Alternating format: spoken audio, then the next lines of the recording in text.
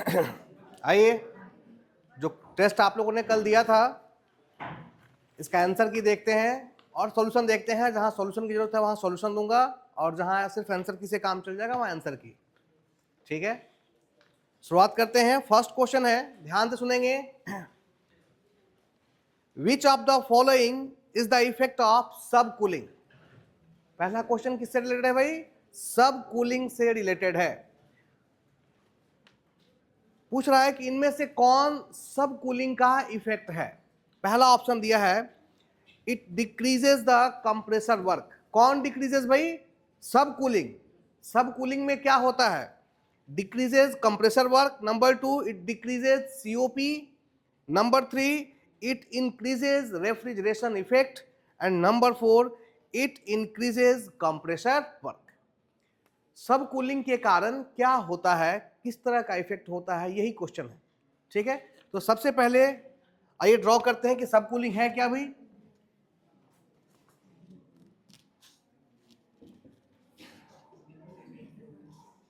ये हो गया हमारा टीएस डायग्राम का saturation curve.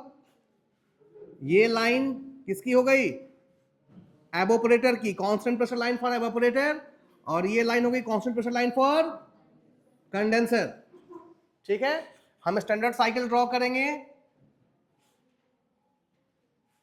This is 1 and this is 2।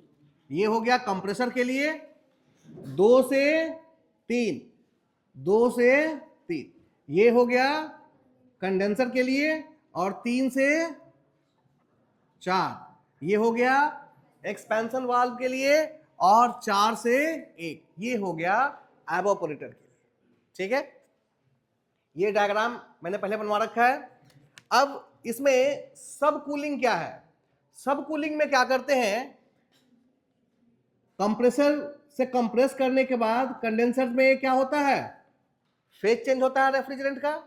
और उसके बाद 3 के बाद 3 से 4 पे आना चाहिए था। जनरल जो स्टैंडर्ड साइकिल होता है उसमें 3 से कहां आते हैं? 4। लेकिन जैसे ही सब कूलिंग करते हैं तो उसमें क्या होता है, कांस्टेंट प्रेशर पे इसको हम और नीचे तक ठंडा करते हैं। और कहां तक? सपोज कहां गए?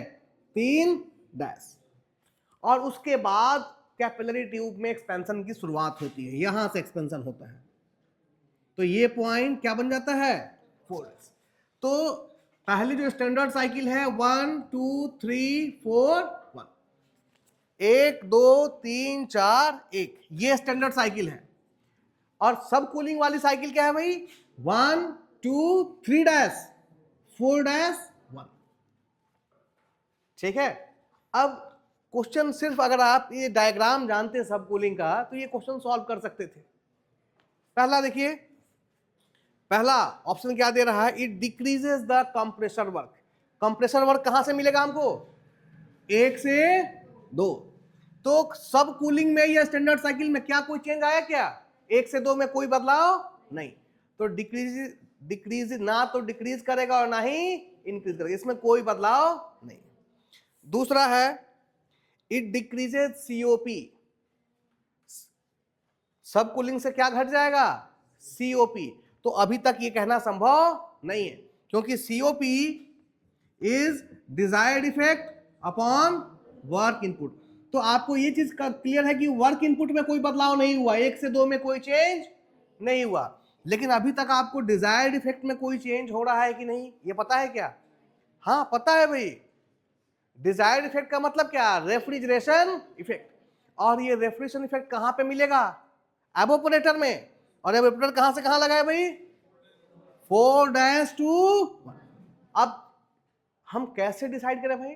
कंपेयर करें पहले वाले से। पहले रेफ्रिजरेशन इफेक्ट कितना था? 4 से 1, that is H1 minus H4। और अब जब सब कूलिंग हुई तो कितना हो गया? H1 minus H4 dash.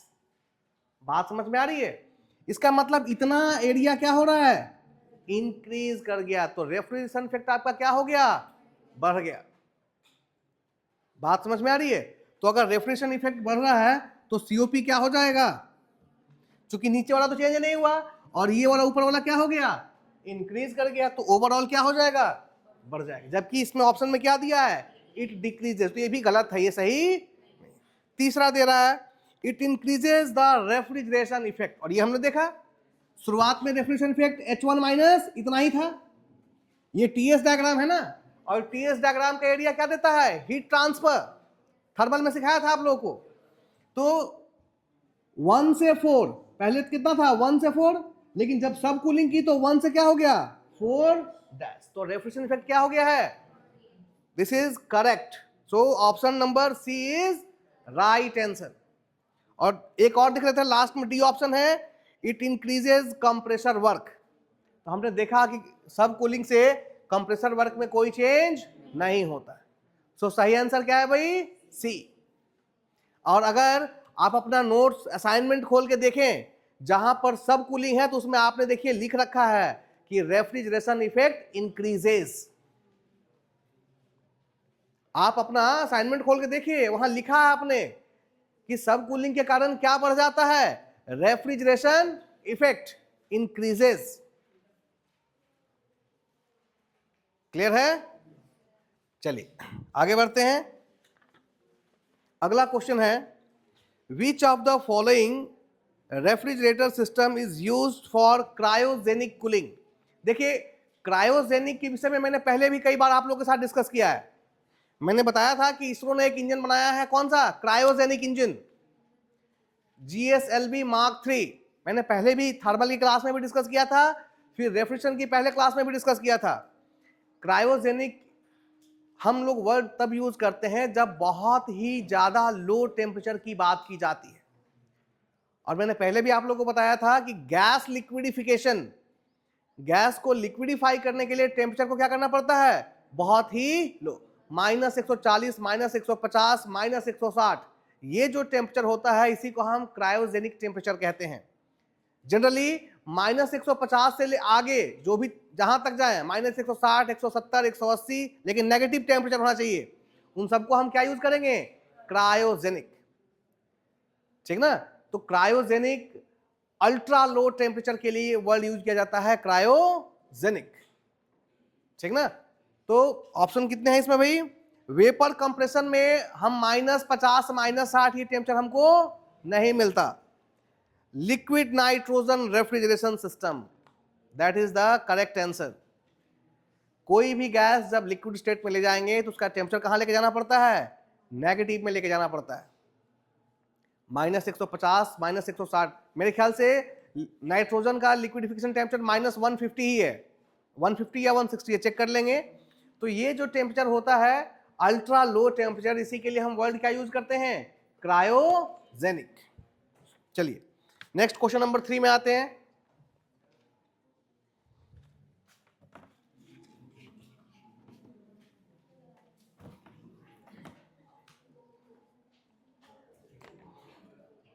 चलिए देखेंगे क्वेश्चन नंबर 3 में क्या पूछ रखा है। एक सिंपल वेपर कंप्रेशन साइकिल है जो कि मैंने ड्रॉ भी कर रखा है। इसमें इसको मिटा दूं, सब कूलिंग को हटा देता हूं।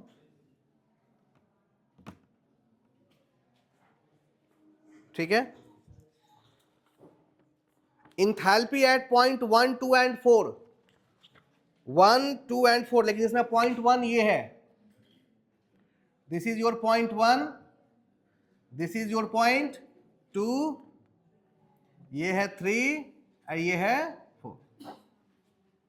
ठीक है, इंथैल्पी दी हुई है 1 की दी है 260, यहां पर कितना है 260, 2 की दी हुई है 60 और 4 की दी हुई है 180। ठीक है, ये 3 दिया हुआ है। और आपसे क्या, अच्छा आगे लिख रहा है, if the 2 kg of refrigerant is used to cool the system then COP of the refrigeration system will be. क्या पूछा है भाई, COP जब फ्लो कितने का हो रहा है, 2 kg रेफ्रिजरेंट का हो रहा है। अच्छा ये बताओ, COP निकालने में कहीं रेफ्रिजरेंट के मास का कोई यूज हुआ था क्या? COP is the desired effect upon, उसको तो इसी से मतलब है, 2 kg फ्लो करे चाहे 25 किलो फ्लो करे, उससे उसको कोई फर्क नहीं पड़ता, उसको तो desired effect upon work input से लेना देना है।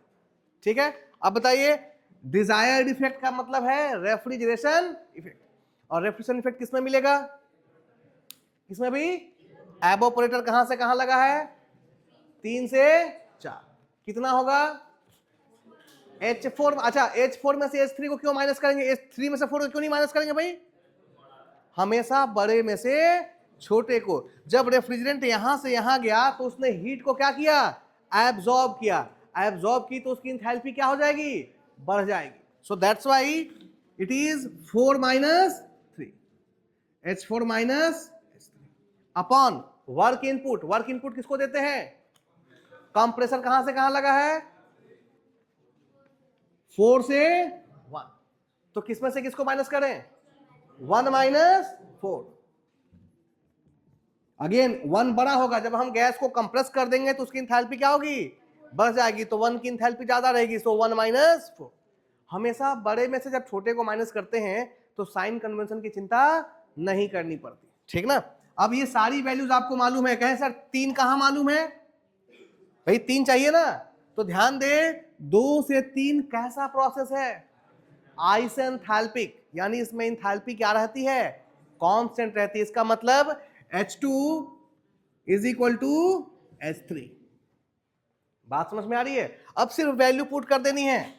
H4 की वैल्यू बताइए 180, H3 की value, H3 is equal to H2 और H2 कितना आया है?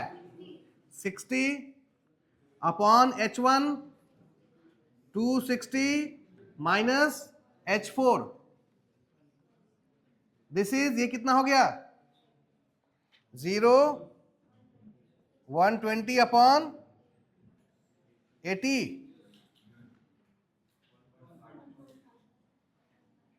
4 2 8 4 3 3/2, दैट इज 1.5। अब बताइए, देखने में ये लग रहा था कि कितना टफ प्रॉब्लम दिया गया है, हाँ, लेकिन इसमें सिंपली क्या निकालना है? COP। लेकिन ये कौन कर पाएगा भाई? जो इस चीज को पढ़ा होगा, जो इस डायग्राम को, जो इससे परिचित होगा, वही तो कर पाएगा। डायग्राम देख के डरना नहीं, अड़ी इसमें तो बहुत लंबा लंबा लाइन डाल रखा है, इससे कोई फर्क नहीं पड़ता आपको। तो मैंने, अगर आप लेक्चर अटेंड किया तो मैंने कहा कि कोई 3 पॉइंट, अगर आपको ये तीनों पॉइंट मालूम है तो आप इसमें से कुछ भी निकाल सकते हैं। इसमें 2 न्यूमेरिकल प्रॉब्लम मैंने सॉल्व कराया है। अगर आप देखें 2 न्यूमेरिकल प्रॉब्लम, अगर आपने उस दोनों की प्रैक्टिस की होती तो कोई भी न्यूमेरिकल नहीं रुकता। हाँ, मास, ये कॉम्पिटिटिव, वो आपका प्रेजेंस ऑफ माइंड भी चेक करता है आपसे। अच्छा एक चीज बताओ, मैंने आपके सामने 10 चीजें खाने की रखी हैं, ठीक ना, तो क्या आप सब खा जाओगे? जितनी इच्छा होगी तो नहीं खाओगे ना, जितना आवश्यक होगा। तो आपको बहुत सारी चीजें दी हुई हैं, आप उसमें से किनको लोगे? आपके लिए जो यूजफुल होंगी, तो आपके लिए, आपको COP के लिए सिर्फ यही चीज यूजफुल है, ठीक ना, उससे कोई फर्क नहीं पड़ता क्या दिया हुआ है। हाँ, ध्यान रहे, कॉम्पिटिटिव एग्जाम में जब क्वेश्चन पेपर बनाया जाता है, कई लोगों का 2.25 भी आया होगा, कई का 3.5, कई का 3 और कई का 1.5। वो ये देखता है कि अगर बच्चा ये वाला मिस्टेक करे तो कहां पहुंचेगा। अगर बच्चा ये गलती कर देता है तो उसमें से किसी ना किसी ऑप्शन के पास पहुंचेगा, उन सबको ऑप्शन में रखता है। हमारा 3 आ गया तो हम टाइट हो गया कि बस मेरा तो बिल्कुल सही हो गया, लेकिन ये सच्चाई नहीं है। चलिए आगे बढ़ते हैं। अगला क्वेश्चन है, ये देखिए, अगला क्वेश्चन है, thermal efficiency of a Carnot engine is 0.5। Thermal efficiency दी हुई है कार्नोट इंजन की 0.5, then coefficient of performance for the Carnot refrigerator. अब ये इस तरह के अगर आप देखेंगे इस पेपर में तो 4 प्रॉब्लम आपको मिलेंगे, और इसके लिए सिर्फ आपको एक ही चीज पता होना चाहिए था। मैंने 3 डायग्राम बनाया था, एक में मैंने हीट पंप बनाया है, एक में रेफ्रिजरेटर और एक में हीट इंजन, और तीनों को आपस में क्या किया है? कंपेयर किया है। और कंपेयर करने के बाद एक रिलेशन मिला है, COP of heat pump is equal to COP of refrigerator plus is equal to 1 upon, यही एक रिलेशन था। बट इसके लिए एक चीज ध्यान रखना है कि टेम्परेचर लिमिट क्या हो, सेम हो, सब के सब सेम टेम्परेचर में काम कर रहे हो। अब क्वेश्चन में आपको ये चीज दिया हुआ है एफिशिएंसी ऑफ हीट इंजन, और निकालने के लिए क्या कह रहा है, सीओपी ऑफ रेफ्रिजरेटर। तो आप बिल्कुल आसानी से निकाल सकते हैं, ठीक ना। देखिए COP of refrigerator plus 1 is equal to 1 upon efficiency of heat engine, कितना दिया है भाई, 0.5 का मतलब 1/2 लिख सकते हैं। तो COP of refrigerator plus 1 is equal to, इसको पलट दे तो ये कितना हो जाएगा, COP of 2 minus 1 that is 1, ठीक ना। और ये एक चीज और मजे की बात देखिए, ये क्वेश्चन 2 बार दिया है मैंने, सेम क्वेश्चन इस पेपर में 2 जगह है, सिर्फ भाषा बदली गई है। एक तो ये 4 नंबर हो गया, और एक 18 नंबर देखें, क्वेश्चन नंबर 18 देखें, a Carnot engine receive heat at 400 kelvin, ठीक ना, has an efficiency of 50%, what is the COP of Carnot refrigerator working between the same temperature limit. अब देखिए सिर्फ बेवकूफ बनाने के लिए 400 केल्विन दिया गया है।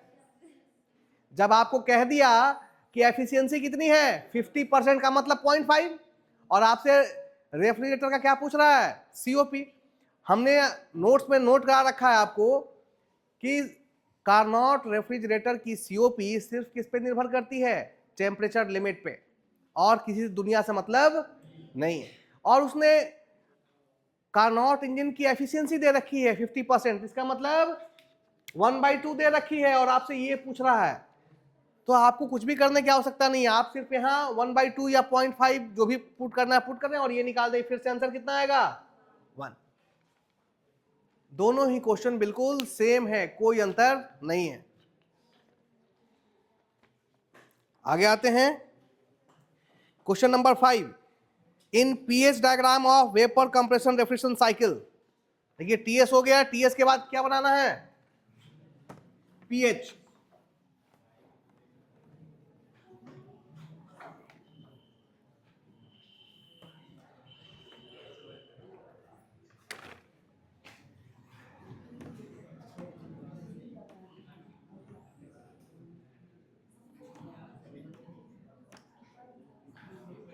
देखिए पीएच कैसे बनाते हैं भाई, 2 कांस्टेंट प्रेशर लाइन होंगी एवोपरेटर और कंडेंसर के लिए, क्योंकि दोनों के दोनों हीट एक्सचेंजर हैं, एक ये हो गया और एक ये हो गया। एवोपरेटर से लाइन स्टार्ट होती है,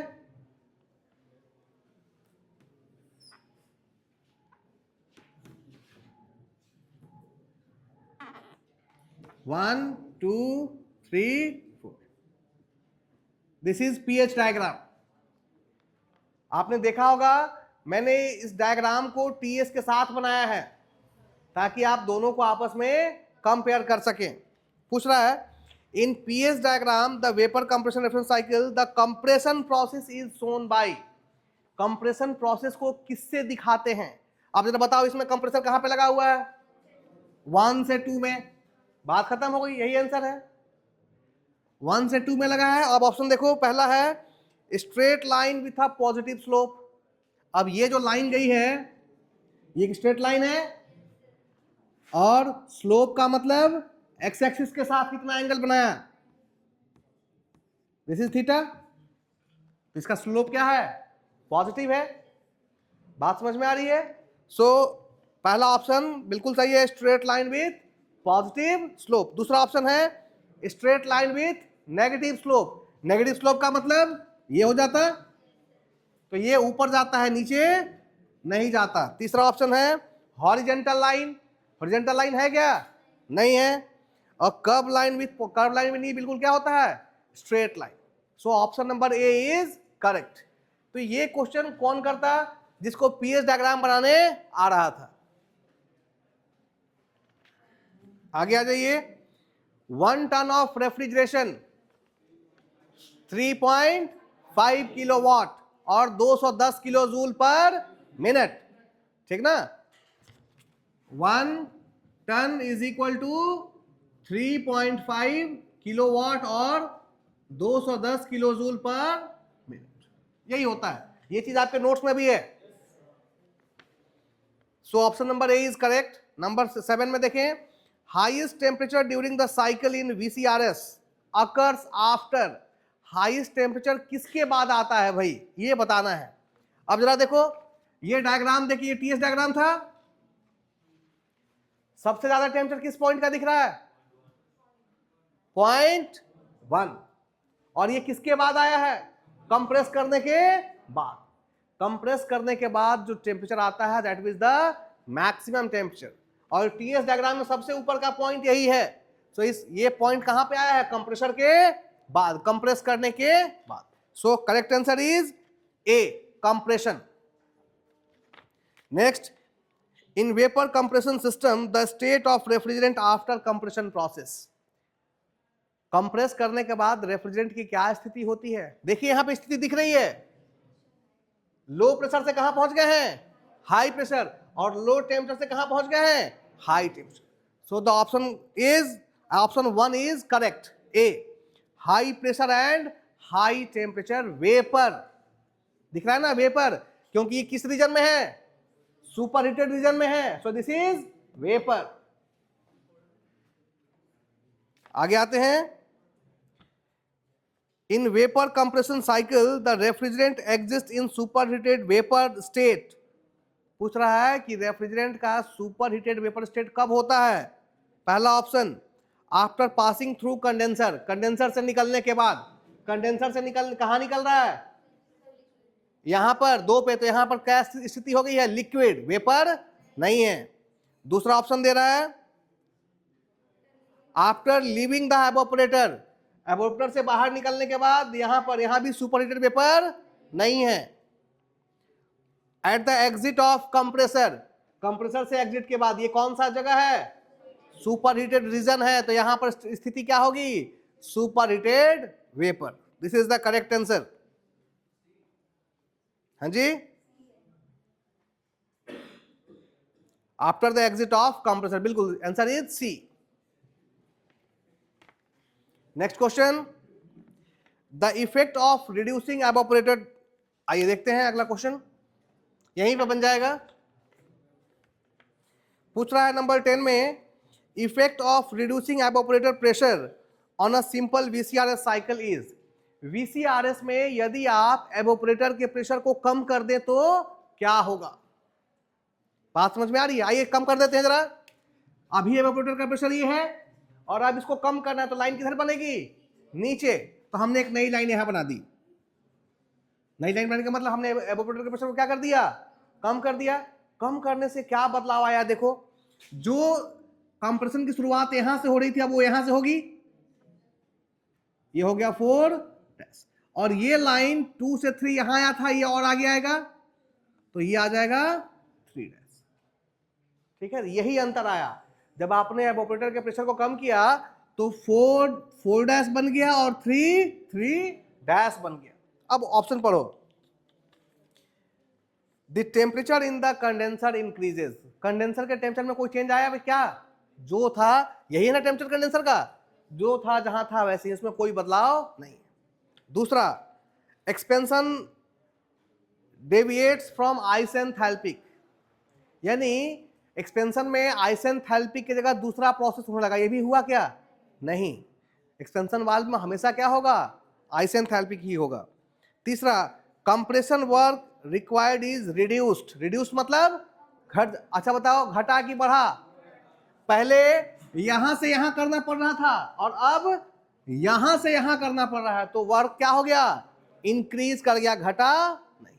चौथा option, there is a reduction in the refrigeration effect. This is the correct answer. Refrigeration effect क्या हो गया, घट गया। क्यों घट गया भाई, जरा ध्यान से देखो। जब तक एवोपरेटर प्रेशर, हाँ जी इधर देखिए, जब तक एवोपरेटर प्रेशर को कम नहीं किया था तब तक यहां से यहां तक था, और कम करने के बाद यहां से यहां तक। लाइन को देखिए, समझ में आएगा। अगर जब तक घटाया नहीं था तब तक 3 से लेके इतना था, और जब घटा दिया तो इस 3 से इस 4 इतना हो गया, तो क्या हो रहा है, घट रहा है। रेफ्रिजरेशन इफेक्ट क्या हो गया, डिक्रीज कर गया। अगर आप नोट्स को देखेंगे तो वहां लिखा है कि जो इफेक्ट डिक्रीज करने का है, हाँ जी आए यहां पे, यहां आके बताएं।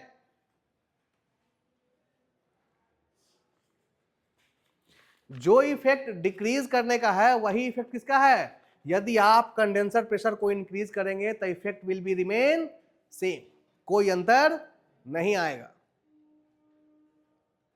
ठीक ना? तो सही आंसर क्या हुआ? Option D. अगला क्वेश्चन है डिटरमिन द सीओपी। आपको फिर से क्या निकालना है? Coefficient of performance of a heat pump. ठीक है, if the rate of heat rejected is 360 kilo joule per minute. आइए देखते हैं इस प्रॉब्लम को।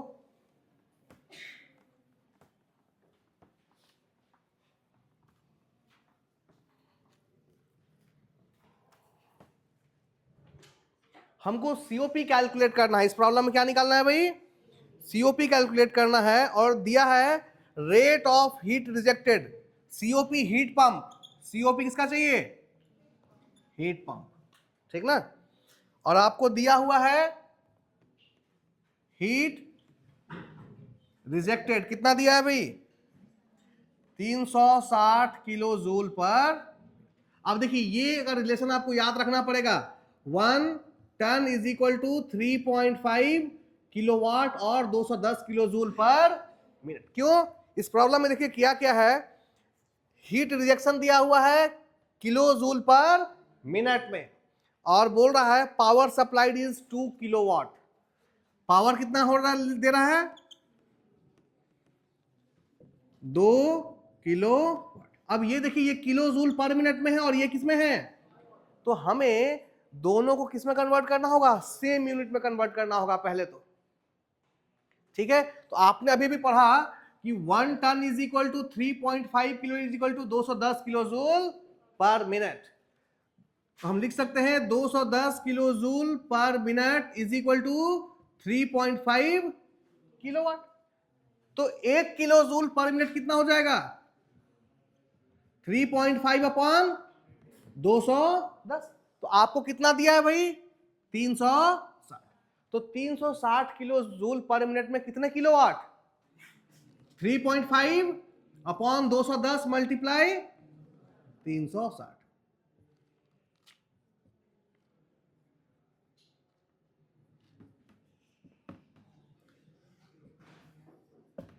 6 किलोवाट। कितना आया? 6 किलोवाट। तो 360 किलो जूल पर मिनट को किसमें कन्वर्ट कर सकते हैं? 6 किलो वाट लिख सकते हैं। बात समझ में आ गई? अब ये है हीट पंप है ना, तो हीट पंप में डिजायर्ड इफेक्ट क्या होता है? जिस हीट से कमरा क्या हो रहा हो? गर्म। हीट पंप क्या करता है? लो टेम्परेचर बॉडी से हीट को खींचता है और कमरे को क्या करता है? दे देता है। तो वो हीट कहां पे रिजेक्ट कर रहा है? कमरे में। तभी तो कमरा क्या हो रहा है? गर्म हो रहा है। तो डिजायर्ड इफेक्ट क्या हो गया? जो जिस हीट से कमरा गर्म हुआ तो वो कितना है? तो COP is equal to desired effect upon work input. Desired effect है 6 किलोवाट और work input that is power supply कितना है? सीओपी कितना हो गया? 3। So option is 3, sorry option is A. कहा? हाँ बताइए। तो उससे क्या हो जाएगा? ऐसा संभव नहीं है। ठीक है, आइए। With a refrigeration system the expansion valve is incorporated between the. पूछ रहा है एक्सपेंशन वाल्व को किन के बीच लगाते हैं? अगर आप देखें तो ये हो गया हमारा कंप्रेसर। कंप्रेसर के बाद ये क्या आता है? कंडेंसर। कंडेंसर के बाद एक्सपेंशन वाल्व और एक्सपेंशन वाल्व के बाद एवापोरेटर। अब पूछ रहा है कि एक्सपेंशन वाल्व को किन के बीच लगाते हैं भाई? बताइए, दिख रहा है? कंडेंसर और एवापोरेटर के बीच में लगाते हैं। एक्सपेंशन वाल्व किन दोनों के बीच में है? Condenser and evaporator. सही आंसर क्या होगा भाई? Option number C. अब ये सब जिसने ब्लॉक डायग्राम एक बार भी देखा होगा वो सही जानता है कि एक्सपेंशन वाल्व कहां पे मौजूद है।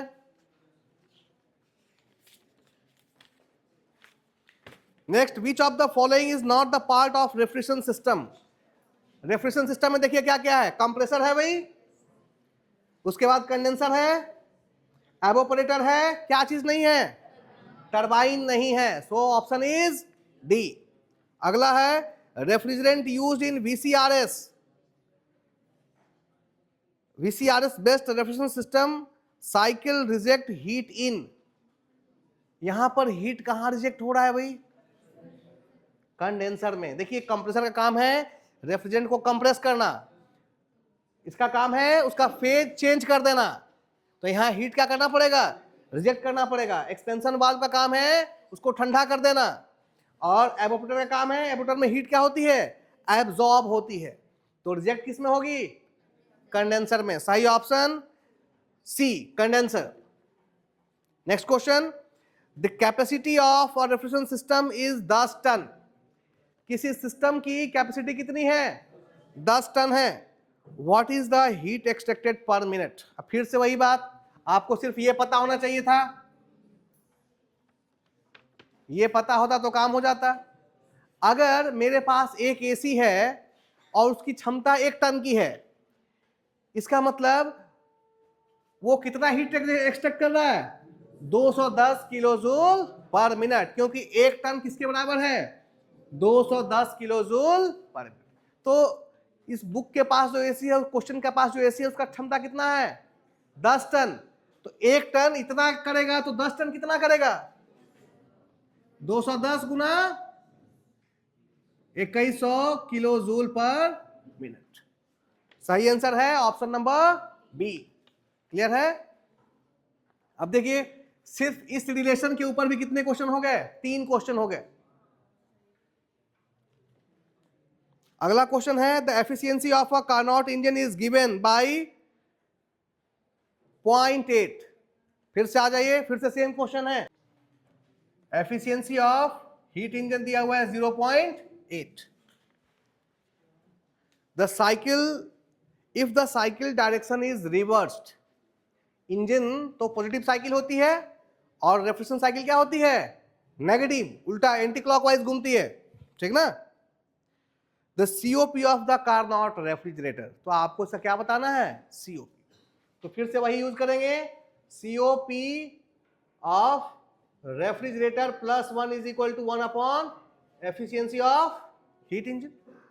एक ही फॉर्मूला है, इसकी वैल्यू दी हुई है, अच्छा ये दिया हुआ है 1 अपॉन 0.8, ठीक ना। तो इसको हम कितना लिख सकते हैं, 10/8 लिख सकते हैं, ठीक ना। COP of refrigerator is equal to 10/8, और ये प्लस में इधर आकर के -1 8 10 - 8 that is 2/8 1/4 that is 0.25। COP of refrigerator कितना हो गया, 0.25। Option number D is correct. आगे देखें, in a refrigeration system why are the expansion device located closer to evaporator. देखिए कितना खूबसूरत क्वेश्चन है, कह रहा है कोई भी जो एसी बनाया जाता है उसमें एक्सपेंशन वाल्व को किसके नजदीक दिया जाता है, एवापोरेटर के। तो पूछ रहा है क्यों, क्यों दिया गया भाई, एक्सपेंशन डिवाइस को एवापोरेटर के नजदीक क्यों रखा गया, जरा ध्यान से देखें। Compressor, condenser, expansion valve, evaporator. अब कह रहा है कि ये जो एक्सपेंशन वाल्व है इसको किसके नजदीक रखा जाता है, एवापोरेटर के नजदीक। क्यों, और ऑप्शन क्या दे रहा है, जरा ध्यान से देखें। To minimize the heat gain, heat gain, gain मतलब पाना, इसको मिनिमाइज यानी कम करने के लिए। पहला ऑप्शन है हीट गेन को कम करने के लिए, दूसरा ऑप्शन है to avoid flow of refrigerant, refrigerant के फ्लो को दूर करने के लिए, तीसरा है maximize the heat gain, heat gain को बढ़ाने के लिए, और for the ease of flow of refrigerant, आसानी से रेफ्रिजरेंट का फ्लो हो, इसके लिए क्यों रखते हैं, जरा ध्यान से समझिए इस बात को। इस क्वेश्चन का आंसर करने के लिए भी हमें क्या ड्रॉ करना होगा, टीएस डायग्राम।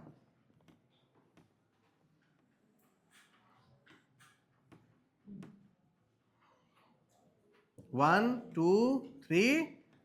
अब जरा देखो एक्सपेंशन वाल्व कहां से कहां के बीच में है, 3 से 4, और 4 से 1 क्या है, एवोपरेटर। तो कह रहा है कि आखिर इस एक्सपेंशन वाल्व को इसके नजदीक क्यों लगाते हैं। अगर नहीं लगाएं तो जरा क्या होगा, ध्यान से समझो। यहां से यहां आते समय रेफ्रिजरेंट का फेज क्या होने लगता है, चेंज होने लगता है, ठीक ना। क्यों चेंज होता है, अगर आपने वीडियो ध्यान से देखा है तो मैंने बताया है कि कैपिलरी ट्यूब का जो इंटरनल डायमीटर होता है वो बहुत ही कम होता है, जिसके कारण रेफ्रिजरेंट के फ्लो को बहुत ज्यादा फ्रिक्शन ऑफर होता है, और फ्रिक्शन से हीट डेवलप होती है।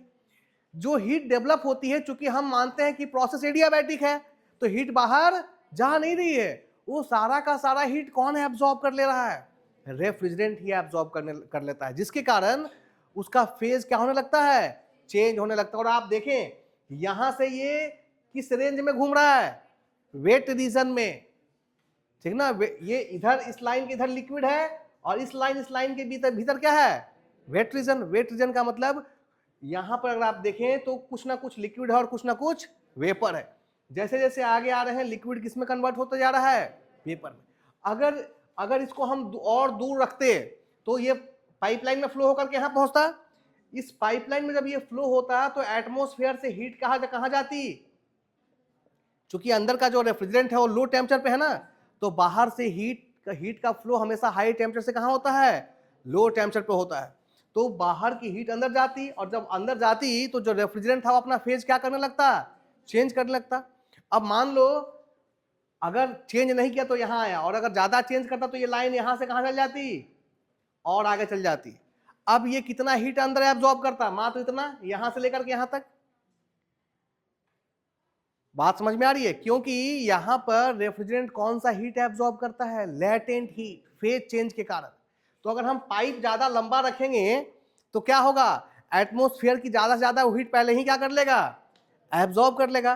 तो अंदर ज्यादा हीट एब्जॉर्ब करेगा तो उसका फेज मैक्सिमम क्या हो जाएगा, पहले ही चेंज हो जाएगा, तो अंदर जाकर के वो कोई भी हीट एब्जॉर्ब नहीं करेगा। इसीलिए क्या करते हैं कि एक्सपेंशन डिवाइस को हम किसके नजदीक लगा देते हैं, एवोपरेटर के, कि उसको बीच में हीट लेने का मौका ही ना मिले। वो हीट कहां से ले, एवोपरेटर के भीतर से जाकर के हीट को एब्जॉर्ब करे। बात समझ में आ रही है। इसलिए हम लोग हमेशा एक्सपेंशन डिवाइस को किसके क्लोज लगाते हैं, एवोपरेटर की क्लोज लगाते हैं। कॉन्सेप्ट समझ में आ रहा है।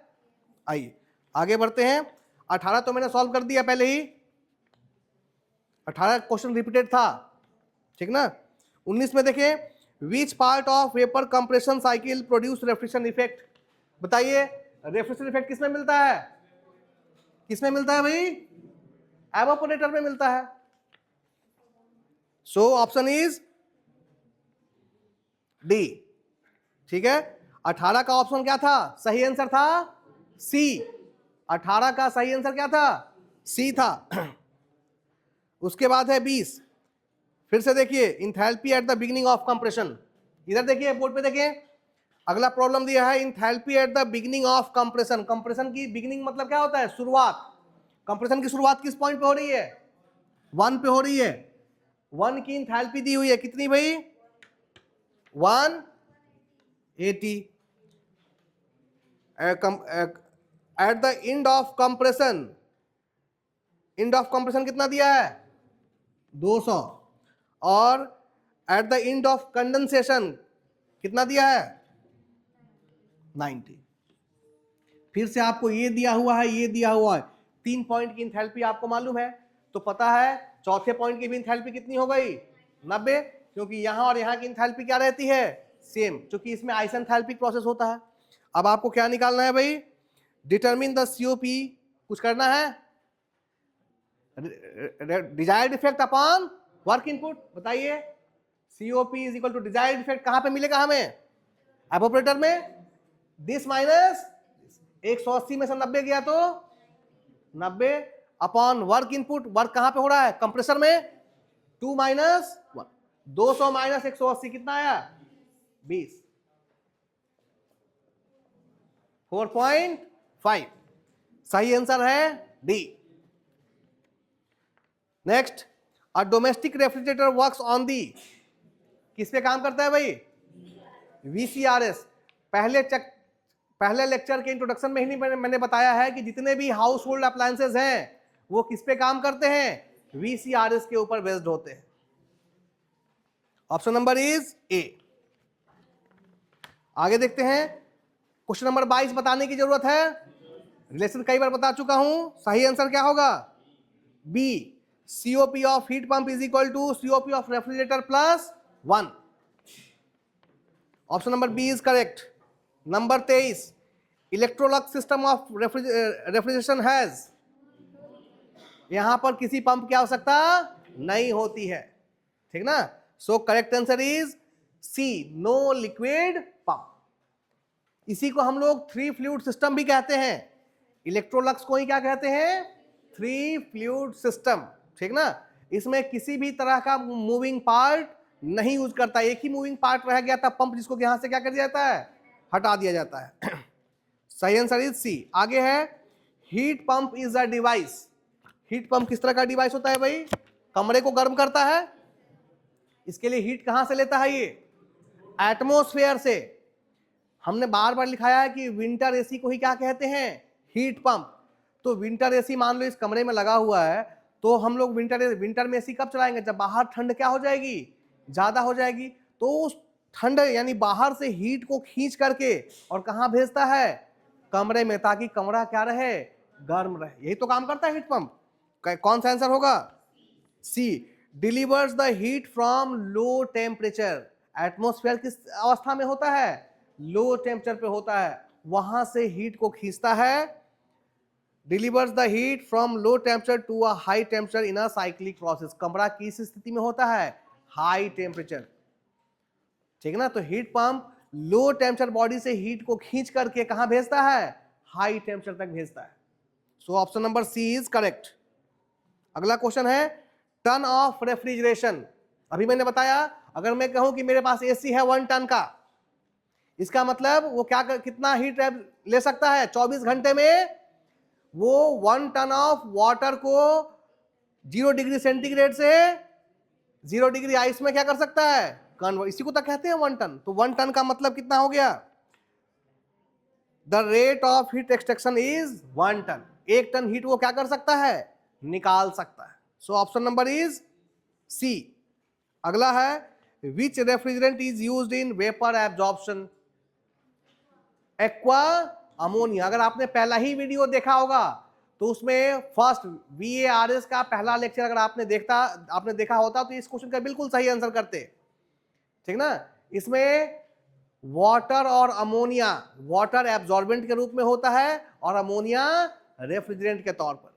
इसीलिए दोनों के मिक्सचर को हम क्या कहते हैं, एक्वा अमोनिया कहते हैं। क्लियर है, हाँ हाँ हाँ। तो रेफ्रिजरेंट क्या हो जाएगा, हाँ देखो, अगर लिथियम ब्रोमाइड, ध्यान से इसको समझे, लिथियम ब्रोमाइड रहेगा तो लिथियम ब्रोमाइड एक सॉल्ट होता है। लिथियम ब्रोमाइड क्या होता है, salt, which is an absorbent. हाँ वहां स्टूडेंट, बट ध्यान रहे जब आपको VARS की बात की जाएगी तो वहां पर LIBR की बात नहीं करेंगे। ये चीज एकदम क्लियर रखें, अगर LIBR सिस्टम होगा तो मेंशन कर देगा LIBR, लेकिन यदि वेपर एब्जॉर्प्शन की बात की जाए तो हमेशा क्या यूज करते हैं, अमोनिया। बात समझ में आ रही है, ये चीज सीखने वाली है, ध्यान रखें। जहां भी वेपर एब्जॉर्प्शन की बात करेगा हम सिर्फ एक्वा अमोनिया की बात करेंगे। अगर LIBR सिस्टम होगा तो वहां मेंशन कर देगा क्या, LIBR सिस्टम। जब तक मेंशन नाम ना करे तब तक वो हमेशा क्या रहेगा। क्यों, ऐसा क्यों है भाई, 99% केस में कौन यूज होता है, अमोनिया। सिर्फ 1% केस में क्या यूज होता है, LIBR सिस्टम।